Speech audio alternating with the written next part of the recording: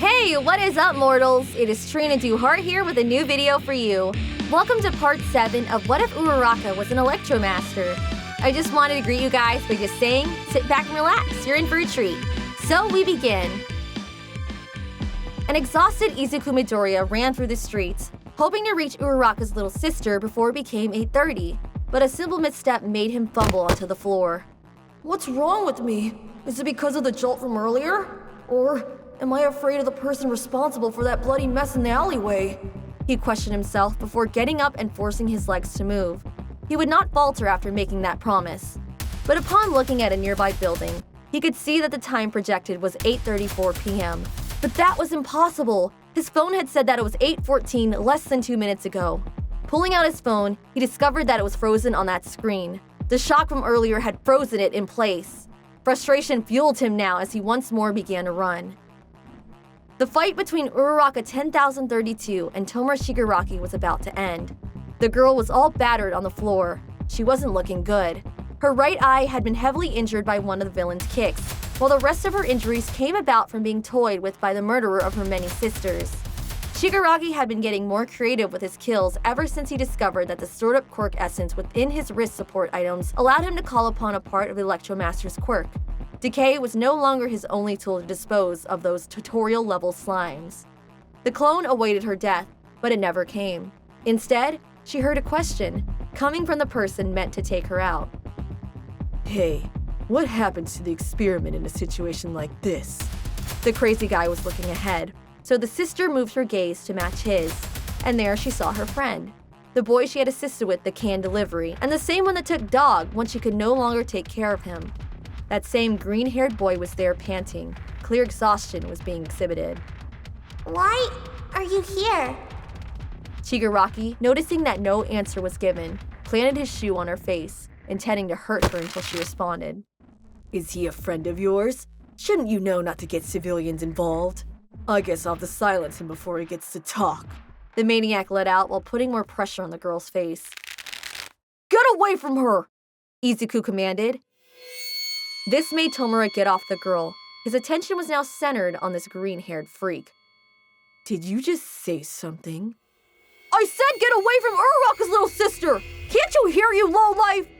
Shigaraki wasn't fazed by the screaming teen, just a mere nobody that would be dying in a bit. Did you seriously just bark an order at me? Do you not know who I am? You got a god complex or something? Stop babbling and get the hell away from her! Deku once more raised his voice. If this villain wouldn't move, then he would have to force him to do so. You're quite funny, broccoli man. Get away from her, you say? In that case, then be sure to catch her. A heavy kick sent the little sister flying away from him. That boy should have used a better choice of words. Izuku launched himself and caught her, saving her from hitting the hard floor. But once he was able to register how bad it was, his hands were bathed in her blood. What are you doing? Asked Uraraka. I cannot understand your actions. As long as the necessary equipment and chemicals are available, Uraraka can be automatically manufactured with the touch of a button. Manufacture bodies with artificial minds at a unit price of 200,000 yen. There are still 9,968 unused units in stock. For the sake of someone as insignificant as that, you... Now in tears, the girl was placed gently on the floor by her friend. That doesn't matter, he responded without holding back.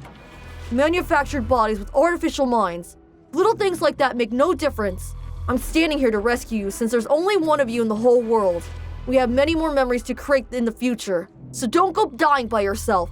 And with that, he walked over to face Tomura Shigaraki. Wait, you must not. With her last embers of strength, she cried out but lost consciousness soon after. Finally done with your hero melodrama? The evil man snickered, now pleased not to hear any more of that corny speech. Have you been doing this over and over? Midoriya asked with a blank expression, but the creepy guy in front of him didn't seem to react. The little sister in the alleyway. You were responsible for that too, weren't you? Oh, so you saw my landscape painting. It was nice, right? The dual grays showered in the girl's crimson liquids. Splendid work from my quirk right there. Sometimes I get a little creative and smash their heads into walls just to drag them across until they become unrecognizable. There was even this time when I redirected the slime's bullets, and they blew her brains out. It was such a beautiful mess. Tomura just kept on and on. He was fascinated by his own creativity while committing countless amounts of murder. Enough, the boy stated, changing the atmosphere. At one point, I believed that you were forced into this, but now I see that isn't the case. So I have to punch your head right in so you never do something like this ever again. The boy rushed at the merciless criminal recklessly. It was either taking him down or dying attempting to do so. Back at the bridge, Ochako was still thinking about everything. Now with a clearer head, she could analyze everything that had transpired and even more so the fact that she had allowed a quirkless classmate to go after her sister's killer. I couldn't stop him, even though I should have. There's no basis on him being able to beat him either. These thoughts came to a halt as the little kitten tried to get her attention like before, so she picked him up again. I'm not sure, but are you by any chance the same cat from that day? Sorry, with my messed up memories, I can't tell you apart. She admitted to the creature in her hands. It reminds me of my little sisters. They're all the same on the outside, but each one of them has a different spark of life residing within them. Just like you. So that's why I can't let anyone else deal with this. Getting up, she began a sprint to find the hero who had saved her from suicide. She needed to set things right. Tomura Shigaraki had just used the move he had learned from a previous encounter to try to kill the commoner in front of him. With the dust explosion, he had almost snuffed out this life. Regrettably, he didn't account for the fact that he was in the blast zone, so he was sent flying as well. Uraraka witnessed the explosion from far away, opening up those traumatic memories of that night when an explosion of similar magnitude also occurred. She apologized to the kitten for leaving him there, but she couldn't just bring him to the battle with her. And just like that, she activated her rampage dress and went straight into battle.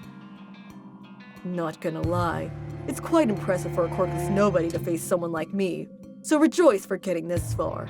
Now with a single touch of my fingers, I'll give you eternal slumber. Would you prefer old righty? Or maybe lonely lefty? Or maybe, why not both? The successor of fear launched himself at the freckled boy, but this world went flat. The moon.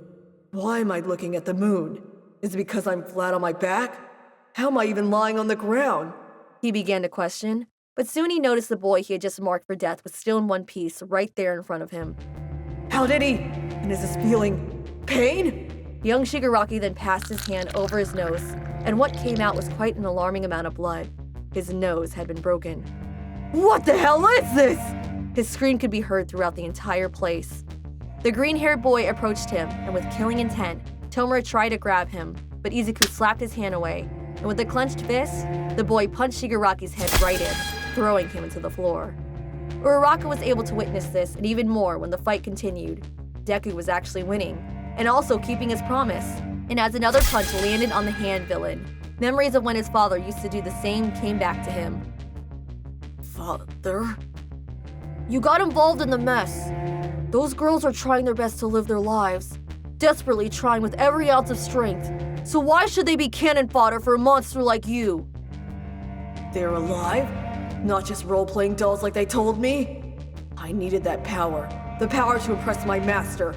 The power to beat this nobody! A blood-curdling scream was released from the downed man, lightning bolt violently striking the surrounding area. Absolute power was now in his grasp. The power of all those sisters now allowed him to summon a thunderstorm, one unlike the world had ever seen. Electromagnetism was at the tip of his fingers, and he was ready to use it at a whim. Ochako took this chance to shoot 2 maximum power nail guns at him, one for each wrist, breaking the support items that were granting him this quirk. But even after he grunted in pain, the blood dripping, the storm didn't recede. If anything, it got stronger. From the corner of her eye, she saw the same drone from last time, so she shot it down. Sadly, at the same time, it had also shot a needle at her, and just like the last time, she was left with her quirk disabled.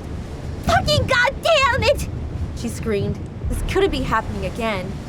What she didn't expect to see once she turned back was to witness an electromagnetic storm that made her hero fly high into the sky, just to then splat right into the concrete, the blood coming out of him right after. It can't be! No! No! The whole world now seemed minuscule to Tomura Shigaraki. It was almost like the entire world was in the palm of his hand. And that's when a vision crossed him, a realm with many portals, and was that a version of him? Was this his destiny? He could only cackle in excitement as thunder became even more common above him. This whole area would be wiped out soon, and that quirkless nobody had front row seats. Shigaraki was so concentrated on his fantasy that he failed to notice Uraraka confronting him. Either way, she was just an insignificant pest, so there was no need to pay attention to that. The girl truly wanted to make Izuku's dream come true, but it seemed almost impossible now. Without her quirk, she wouldn't be able to stop the storm from eating them whole. Without an Electromaster, they would all... But that's when she realized something. She ran to her little sister, who was still on the floor from earlier. If anything, she seemed dead by now, which terrified the older sister, but she couldn't hold back now. Please, wake up! She cried. With her touching her little sister's arm, a realization came to her. She's cold. Why am I asking her for help when she's in this state? In tears, she could only feel the frustration at being so useless, unable to protect anyone and even less save any of them. But upon looking at the boy who had become her hero, she gathered the strength to continue talking. I know that I'm asking a lot of you. I know how awful what I'm asking for is as well. But there's something that I need you to do. Something that only you can do. Forgive me for being so weak. I can't protect everyone myself. The despair began to sink in as her little sister felt even colder to the touch and no hints of life were present. I know that I can't do anything to help. I can't heal your wounds or do anything to stop that bastard Shigaraki. Or even make Deku's dream come true. So I'm begging you, preserve her dream! Her heartfelt scream alongside her tears had managed to wake up the little sister beneath her. I don't understand. I'm not sure that I understand what you're saying, but for some reason... Little sister's hand was caught by her big sister, who held it tightly in midair. But your words have resonated with me. A smile surfaced on the little sister's face. Meanwhile, Shigaraki felt like this new power could bring him to another level beyond creation and destruction. The feeling alone from just the storm made him go crazy. Downright insane. It's like a part of my body, like moving my arms or legs. The sensation is out of this world. Wouldn't you say so, Broccoli Man? But before I destroy him, you must all know about the sponsor of this video, Grubhub. With more than 3,000 store locations, Grubhub offers on-demand convenience delivery across the country. You can search for restaurants by cuisine or location, quickly order food from the menu, and track your order from the app, all hassle-free without any extra charges. Grubhub charges less than other food delivery services, allowing you to get the best value for your money. With Grubhub Plus, you can get free delivery prices for 10 meals every month on orders of $12 or more for only $9.99 a month. That's not all. You can use the code AFF25 to save 25% off your first mobile order of $15 or more. This code is for a limited time. So again, get 25% off your first mobile order of $15 or more now if you use the code AFF25. Check the link in the description. Thank you again to Grubhub for sponsoring this video. But just as he finished this video sponsor message, he noticed that his storm was starting to dissipate, almost as if someone else was messing with it. And as he saw the two girls in front of him, he realized what had happened. That damn Claude had told the others throughout the Uraraka network to disrupt his plans. I'll crush you all! He screamed at the younger one. I won't let you! Ochako stated, getting in front of her little sister.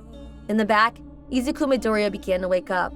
The voice of the girl who was planning to sacrifice herself, the one who cried out for help, had stirred something within him. I can't understand it.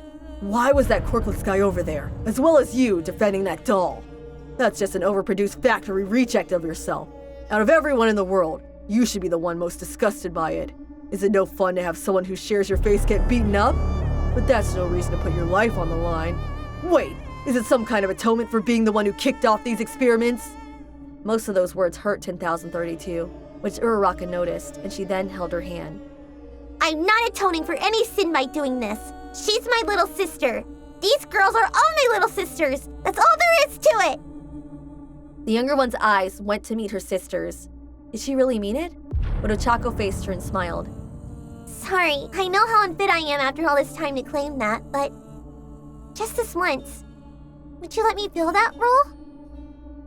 10,032 stood there looking at her big sister, not knowing how to respond. She just wanted to hug her and get out of there, to leave the past behind to forge a new one together.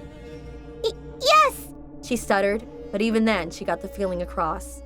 New confidence was born from within Railgun as she stood tall with a smirk. I won't let even one more die! This statement made Tomura throw a laughing fit. Now this was comedy gold. What an adorable little make-believe. You being sisters? Utter nonsense. You're gonna stop me from killing any of them? Learn your place. At this point, you can't even slow me down. So I'll kill you off to Blossom Stick. Everyone remained frozen as a green-haired boy stood up, all bloodied up and looking like a corpse. Both girls could only cry by seeing this. He didn't have to go this far. Uraraka was just left speechless. How did a quirkless nobody like him stand up when so many before him crumbled to their deaths instantly? And once the cadaver-looking teen took a step, Tomura flinched back. Why am I scared? As someone that doesn't know how to give up. Even with the storm being taken out, I can still dust you with my fingers. This boost made the maniac rush the boy without thinking. A slash was done with his right hand, but Midoriya dodged it, stunning Tomura. Immediately after, he attacked with his left, but Izuku punched it right in the center, breaking all 4 fingers, excluding the thumb. Clench your teeth, strongest, because quirkless me is about to ring out. The barely conscious boy announced, preparing to use his remaining strength on a final punch. Why? I was so close. So close to making Master proud. But then you came trying to save that manufactured slime. Absolute power was mine, but you... The punch landed right on his face, and all thoughts ceased to be. He was knocked out. The girls just stared as both boys were now out for the count, unconscious and bloodied up. Ochako took her little sister and Deku to the hospital immediately, leaving the villain behind without caring if he drowned in his blood. Soon enough, he was retrieved by one of Garaki's Nomus. A frog-faced doctor took care of both the little sister and Midoriya's injuries. Apparently, this old fellow knew Recovery Girl from his youth, so he was more than happy to help some students of hers.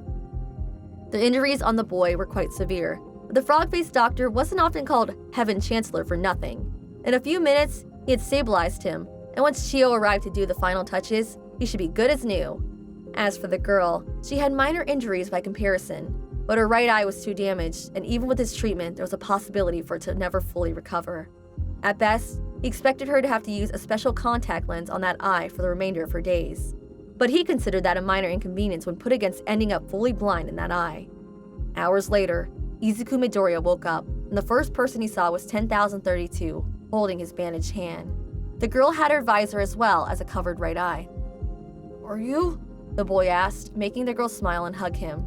Dog the cat was also there with him. By morning, Dr. Shuneji had arrived and healed all 3 teens the best she could, and right after, they were told they could go home. But in the meantime, the elderly lady had something to discuss with her old friend.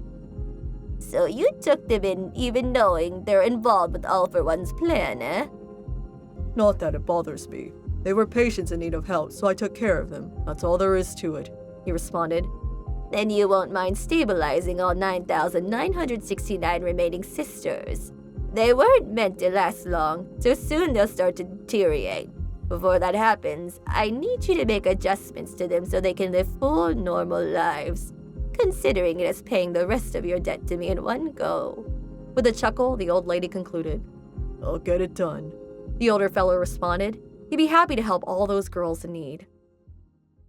After this, he caught up with Ochako and her little sister and told her that he needed to do some tests on her younger sibling throughout the following days, to which the 2 girls agreed, Uraraka giving the Gekuta-looking grandpa her phone number. Minutes later, these 2 girls were walking back to the UA dorms, and as the sun became hotter, Nailgun was reminded of her conversation with the freckled boy before he ran off the hospital. Last night, your little sister came to visit me, you know? She told me that the experiments had been suspended. Still, because of me, so many. If you hadn't offered your DNA map, none of the sisters would have been born. The experiment was wrong in many ways, but I think that you should take pride in knowing that it was thanks to you that they got to exist. If they hadn't been born, they could have never been happy or sad after all. Besides, they wouldn't like seeing their big sister moping around for the rest of time. Those words of his made her feel better. They took some weight off her shoulders, but even then, she still had things to work through on her own. Of this, she was certain. Lives created by a machine. Right after they are born, they are a blank state. As such, it is imprinted onto them that they are lab animals, and they come to accept that that's all they're worth. However, if they look at the world around them, like she once did, as a single person, my little sisters are sure to. It is strange. It's supposed to be dead after last night's experiment. A natural occurrence that had been repeated over 10,000 times. Yet, I'm still among the living. All Urarakas were created with the sole purpose of being killed. That was the reason for our existence and why we were created. But thanks to you and the boy that has been lost, we have been left without a purpose, unemployed, turned adrift into the world. 10,032 stopped and looked away to hide the embarrassment from what she was about to ask for. I know it's selfish, but would you be willing to stick around with me until I find a new purpose? She had closed her eye while saying the final part, so she was startled to see her older sister looking right at her once she opened it again. Ochako hugged her very tightly and patted her. She wouldn't let go this time. If you'll have me, then I'll happily accept this request from my adorable little sister. Moving forward, things changed. Thanks to Shokuho's memory alterations, Ochako was able to have her little sister live alongside her at the UA dorm, with her own room and everything. Everyone that lived there accepted her quickly, and for this, Uraraka was happy. Her little sister would be allowed to have a normal life among people that loved her. And later on that night, once she told her goodnight, Uraraka met up with her accomplice. Do you know how difficult it was to create those memories for everyone? For the continuity between all of them to make sense. You should be kissing my feet after all that. Misaki complained in a shout. It had taken her most of the day to pull it off. And as she was ready to continue with her rambling, she was stopped by the most unexpected thing ever to occur. Ochako Uraraka, the freaking nail gun, was hugging her. I'm grateful to you for helping me get away with so much. In a way, I consider you my friend. But then the memories of junior high come back, and I feel like pushing you down the stairs. The sudden change of tone scared the blonde. Would she actually throw her down the 32 steps? But both of them started to laugh, and that was that. It took some time and patience, but eventually, Uraraka caught up with all her schoolwork, and as she had promised, she took her sister out to the mall to have some fun. At the entrance, they both stood, the younger one a bit hesitant to enter. Unlike 9,982, 10,032 was rather shy. Noticing this, Ochako grabbed her hand and guided her along. Let's get going. There's no time to waste. With a hidden smile, the little sister held her sister's hand. It felt warm and safe. Today, they would have a lot of fun together. Thank you all for indulging yourselves in all this information thus far. I hope you enjoyed it. Now there are a few more things that I'd like to go over before the video ends. If you're in the mood for some great storytelling, We the Celestials has you covered.